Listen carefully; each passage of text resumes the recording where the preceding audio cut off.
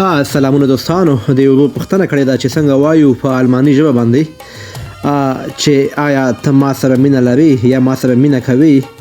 په الماني ژبه باندې چاته داسې وایو چې ته ما سره مینه کوي، liebst